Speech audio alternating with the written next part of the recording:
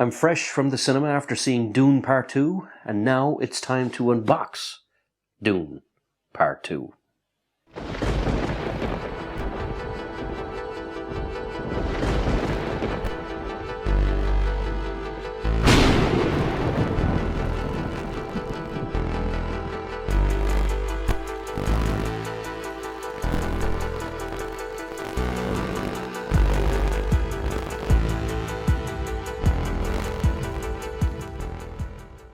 Hello and welcome to The Lucky Roll, an eclectic channel for eclectic games. And today we're going to be unboxing Dune Imperium Uprising.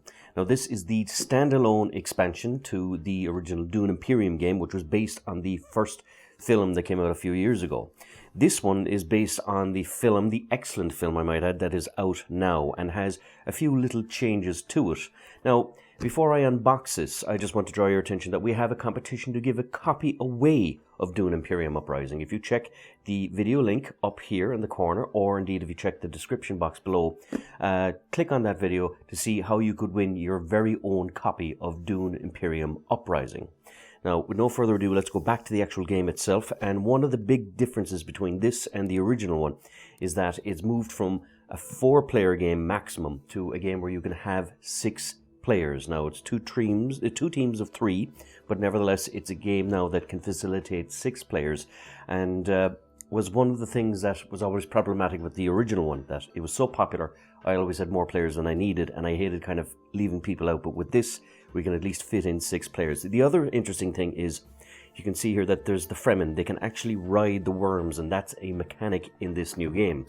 Here on the back, you can see there's also new aspects from the new film. You can see who the Emperor is. You can see who the new Harkonnen bad guy is. You can see a new state of Gurney. You can see the princess. You can see also that Paul Atreides has now got the name Wa-Adib, which is the Fremen name he adopts during the film.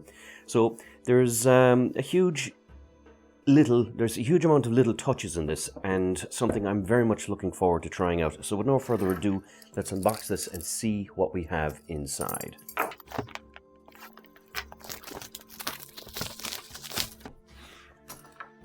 Now, unboxing this for the very first time,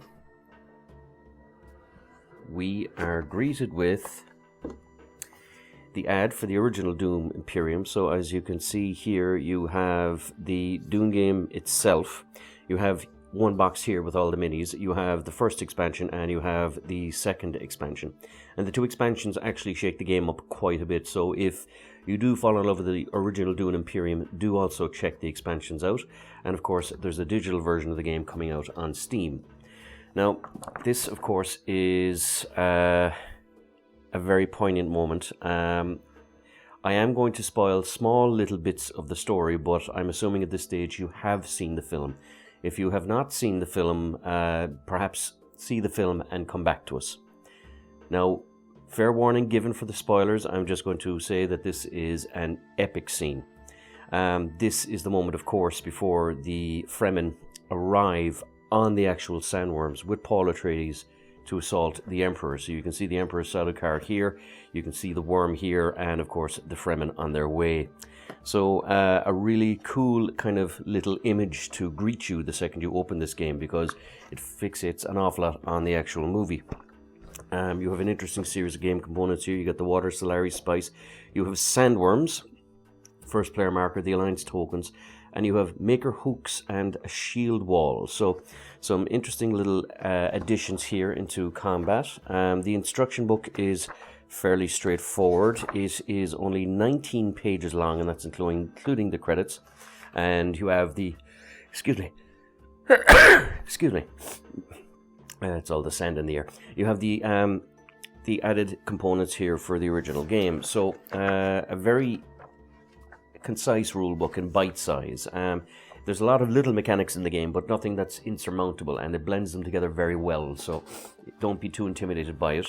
You have here the board space guide, which is excellent, because this, again, if you're ever wondering about the symbology of certain parts of the board, it just gives it to you straight here. So you have things like the assembly hall, espionage, the Frem kit, where you gain 1 influence with the Fremen and draw a card. So the fact that you have certain cards that you can literally gain influence is pretty cool, and of course it's double-sided.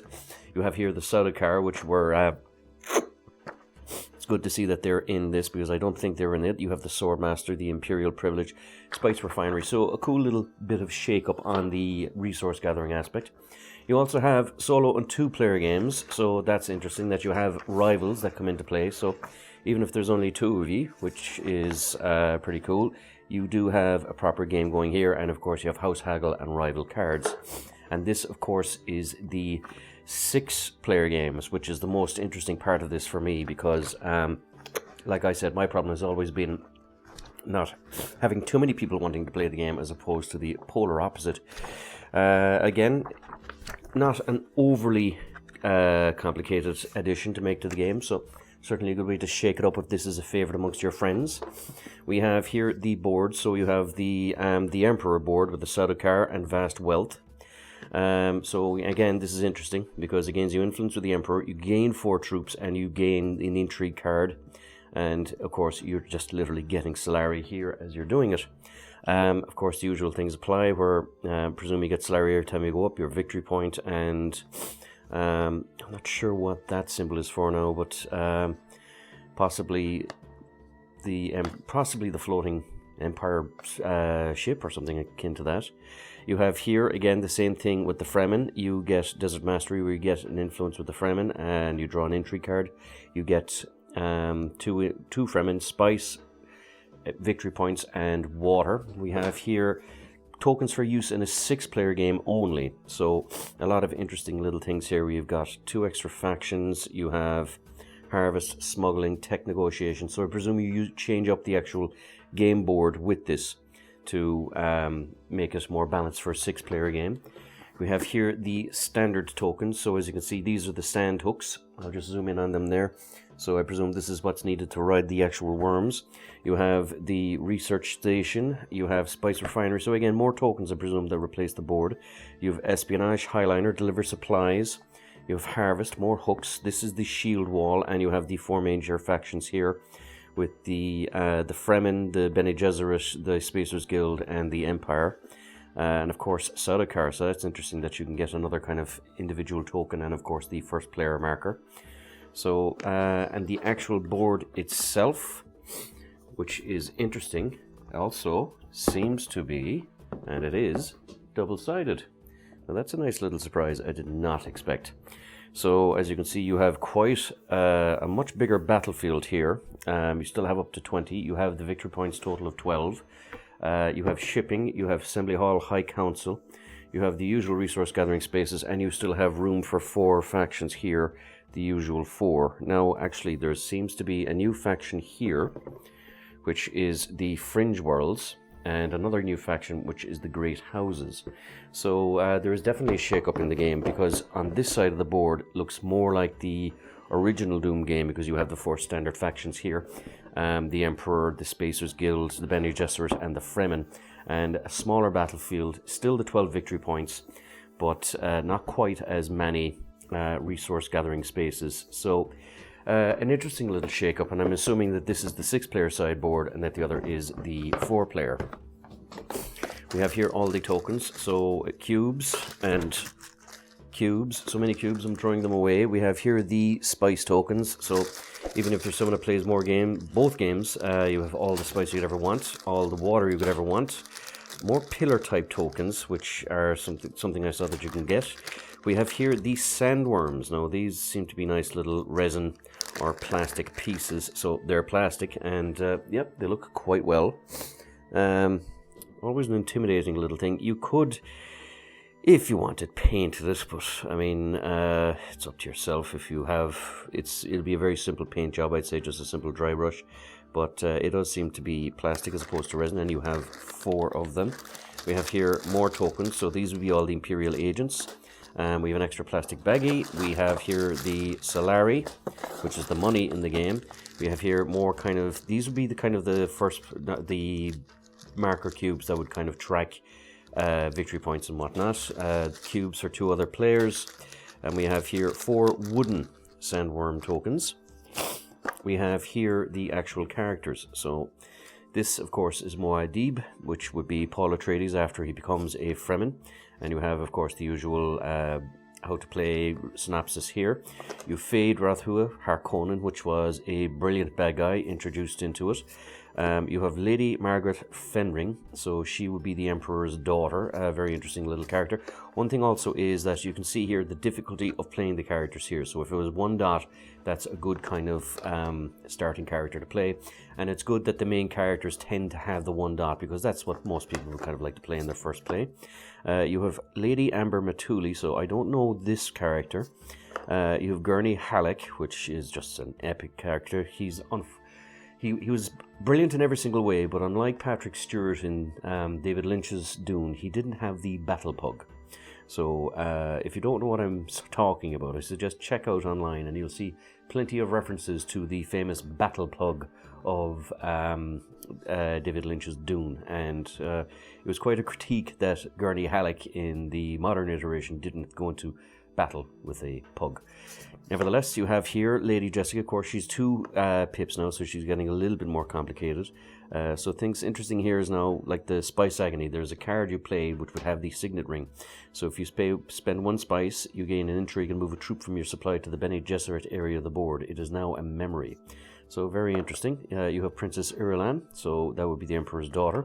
You've Staban Tuak, a character I'm not fully au fait with, and Shaddam Corino IV. So this would be the Emperor, and as you can see, there's no surprise who the Emperor is. It is the very famous Christopher Walken. So those are the new character cards. We have here the Intrigue cards, so we'll have a quick look at some of them. These were brilliant in the original games because they would have they'd be either way of gaining resources, influence, or even combat troops. So here you have Biaxes, so in exchange for 5 Solari, you get 1. You get to choose 2 factions to increase with. You have a Call to Arms, where you get a troop. You have Change Allegiances, go down with 1 faction to go up another, and spend 3 to go up with another faction. A Contingency Plan, so you get 2 money or 3 swords for combat. Same thing again. You've Councillor's Ambition, so if you have a seat in the High Council, you get 2 water. So a nice little amount of intrigue cards here. So the Kriz Knife. So the other interesting thing is endgame victory points. One of the great aspects of the original game was that you would save endgame victory point cards to try and steal the victory. So it's not necessarily the first person to reach the victory points. That only ends the game. It's the person who can kind of culminate all the victory points. So these things are especially very good cards. And the fact that the Kriz Knife is very low accurate, because that's a very precious thing to a Fremen. You have Cunning, so you get to draw a card, or Spice to draw, and pay 1 spice to draw a card and discard a card. Depart for Arrakis, so 2 spice for 3 troops, and if you've influenced the Spacer's Guild, you draw a card. A Desert Mouse, which again, a nice little thing, because again, a small minor spoiler, when Paul Atreides gets to kind of pick his Fremen name, he decides to go for the Desert Mouse, the Doadib, which is just a lovely moment, but actually quite symbolic. You know, there was a degree of humility to Paul Atreides, and that became endearing to the character. So you get 1 spice, or you flip one of your face-up mouse or conflict cards to get a victory point. You have Detonations to deploy up to 4 troops from your garrison of the conflict, so I presume this is something attached to the shield wall. You have Devour, Distraction, Find Weakness. So there's other cards here, such as the conflict cards. So I won't go through all of those, but the conflict cards are basically every round there's a battle, and whoever wins the battle gets these resources. So there seems to be a lot of interesting little conflict cards. We have other intrigue cards here and objective cards, so I'll put those to one side and we'll have a look at the conflict. So as you can see, it's stage 1, stage 2, and stage 3. So you don't use all the cards in every single game. You select up to 8 or 10 cards, I believe. You shuffle them up, so the game does shake up that way. But say in this case, for example, the person who comes first gets an intrigue card and a Solari, second intrigue card, Solari, and the third one just gets an intrigue card. So that's an interesting one, that you'd be better off coming second in this battle. I like that. That's a nice little kind of shake up of it. Now, because it's the start of the conflict, the rewards aren't massive. So again, here you can see that it's influence, intrigue, Solari, and all Solari. This one now is interesting because it's conflict 2. So again, if you have, as you can see here, there's little symbols that allow you to kind of shake up the aspects of the game a little bit more. So you have, looks like that's Paul Atreides' Desert Mouse. You have the Fremen Knife and the Omnithopter. So the Siege of Arrakis, I presume that it stops sandworms here, that you possibly stop sandworms for 1 round. So you get Solari, you get to control the Arrakeen, which is a town on the board, and different rewards depending where you place. Same thing here, Seize Spice Refinery, and there's no sandworms in this battle, and of course the Secure the Imperial Basin, no sandworms. In this one, of course, is still round 2, so you don't know if you're going to get a standard battle or a faction battle with these cards. So we'll go all the way up to the 3rd one, so there's quite a significant amount of conflict 2. Conflict 3 would be the end game. So this one now is interesting because you get a victory point and you get control of the Arrakeen. You also, I presume these must be the spice containers, because if you have 2 of them and you can send them up, you get another victory point. So quite a good battle card. This one, victory point, and you get to run the spice refinery, and you spend 6 Solari for another victory point. So again, the battle shakes up quite significantly. Another battle victory point card, and the last one here is you choose 2 to go up in factions with. Now, the faction aspect is quite interesting as well, because if you surpass up to a certain point, if you surpass another player in a kind of reputation with one of the factions, they will give you a victory point. Now, there is a limit to it, so if you get to the top tier of the faction, you can't kind of be outpaced and have the victory points stolen from you, as it were, but it's a good way to steal victory points or negate victory points at the end. We have here other intrigue cards, which are Reach Agreement, Leverage, Chaum Profits, Backed by Chaum, and we have here conflict cards. So these are objectives. So this counts as a conflict card. You've already won. So an interesting little kind of addition to it, which are just objective cards. So I'm guessing that what you need is you need to kind of win conflicts with these symbols specifically. A very interesting shake-up of the game. We have here excuse me. Amazingly, I'm after catching a cold in the desert. We have here 2 sets of deck cards. So we'll open these ones first, which have, I presume, the starting decks, because I can see a dagger, and the rival cards at the back. So opening this, we are greeted with the standard starting cards. As you can see, they're here at the top. That always designates that this is your opening hand, and you kind of excuse me. As you can see here from the top part of the dagger, this is your opening hand, and it's the cards you start with, and as you play the game, you kind of develop your deck and draw more. So this one, of course, allows you to kind of go to spaces that have that symbol on it, and it's good for 1 combat.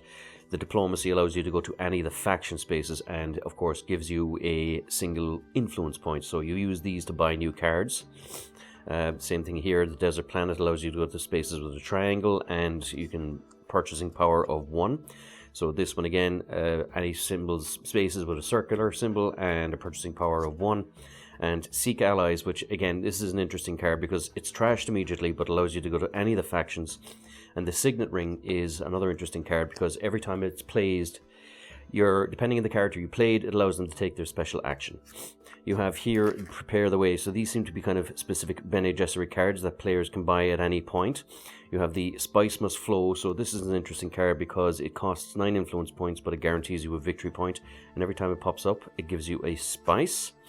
You have the Cargo Runner. So it costs 3. Allows you to go to these 3 spaces or spaces with these symbols on them. And if you've completed 2 or more contracts, you draw a card. If you've completed 4 or more contracts, you draw a card and 1 purchasing power. You have here the Delivery Agreement, again, brings in new tokens, Interstellar Trade, which allows you a very interesting one because you increase a faction every time you play this card. You have Priority Contacts, you have Convincing Argument from the original one from the... So these would be the other starting cards, so Convincing Argument just gives you 2 purchasing power. Corino Might allows you, so 3 spice for each of your allies gains 2 soldiers and then trash this card. So this would be an interesting one for the 6-player game. So I'm assuming that that's what that symbol here means. So you have Critical Shipments, Demand Results, Devastating Assault, some beautiful artwork here. And of course all based upon the second movie, as you can see with some of the imagery here. Seek Ally Signet Ring, Command Respect. So you have a really interesting moment at the end of the first movie, I believe, where Paul Atreides earns his place within the Fremen. Convincing Argument. You have Demand Attention. So anyone who's seen, again, anyone who's seen the second movie, you will recognize certain scenes from it. You have the Desert Call, and of course, this is the really cool Desert Thumper. So this is apparently how you summon the Fremen. So you use a hook, water, and you get the worm, and then you trash this card. So that's an interesting thing, that you can bring soldiers into battle. The Limited Lands Rand Axis. Seek Allies, Signet Ring. You have Usul, which, again, a nice thing. You have a reshuffle card. So these are the House Hagel cards. So this must be the solo 2-player deck and the 6-player deck, because you have here the House Hagel cards, which basically the AI is the game for you, and you have the rival cards here, which would be Lady Amber Matuli, Glosso, the Beast Rabban, Sabin Tech, Gurney, the Lady Margot Fenring, Princess Erlan, Baron Vladimir Harkonnen, Lady Jessica, Fade Rotha Harkonnen, and Moadib. No, I actually mistook this lady for the princess. She's a different character that hooks up with the Harkonnen, but I won't say any more for spoiler reasons. So this was the first deck with a lot of interesting little cards, and we have only one other deck that I'll go through briefly before we end the video. So opening up this card, we'll see if there's anything interesting in here.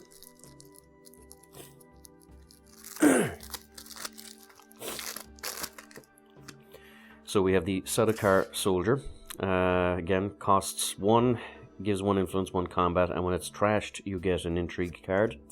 You have a Smuggler's Harvester, so you sent an agent to a marker board space this turn, you gain 1 spice and 1 influence. You have Unswerving Loyalty from the Fremen, which, of course, I really like this because it was kind of a mix-up of the Atreides flag and the Fremen flag. So Paul's new symbol. You have here 1 influence and 1 troop.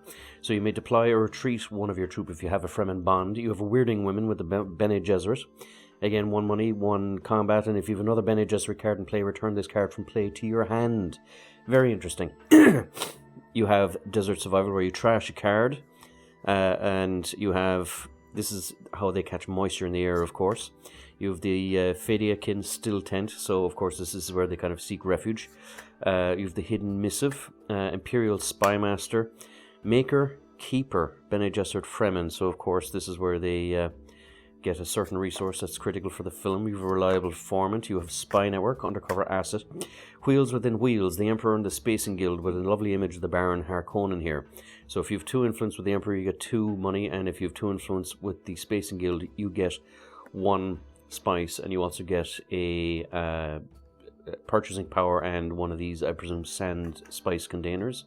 Bene Gesserit Operative. Again, you can see here certain critical aspects from the film. Branching Path, the Calculus of Power, Covert Operation. So again, the artwork is beautiful, and Dangerous Rhetoric, and this is one of the cool things about the Baron Harkonnen, is the way he just lifts up into the air. Double Agent, Ecological Testing Station, Guild Spy, the Moala Pistol, the Northern Watermaster, Rebel Supplier, Paracompass, Public Spectacle. Again, you can see a lot of bits from the film here. Sardaukar Coordination, Shishkali, Smuggler's Haven, Tread in Darkness, Captured Mentat, Chani, Clever Tactician. So again, she'd be just great to have. In high places, you have the Emperor with the Bene Gesserit. You have Leadership of the Fremen, the Subversive Advisor, the Treacherous Maneuver, Corinth City, Desert Power, Junction Headquarters, Stilgar the Devoted, another great character that, of course, every time you have him, you just get troops. Long Live the Fighters, Overthrow, Steersman, Convincing Argument, and the starting decks here, of course, as well. So I'm going to keep these 2 decks separate because I'm assuming that they've been packed this way on purpose so as to not mix up the 2-player, 6-player decks with the standard 4-player version of the game. So that, ladies and gentlemen, was everything in the Dune Imperium box set. A very interesting little box. A lot of cool little things that you get in here. Some interesting factions and a nice shake-up of the original game. And, of course, if Again, just to remind you one more time about our competition, if you look here in the link that I'm sure James is going to provide, or down in the description box below, you'll see how you can have your chance to win your very own copy of Dune Imperium Uprising. So until next time, this is Sean from The Lucky Roll. As always, if you enjoy these videos, please like, subscribe, all that good YouTube stuff. And until next time, good luck, God bless, stay safe, and the spice must flow.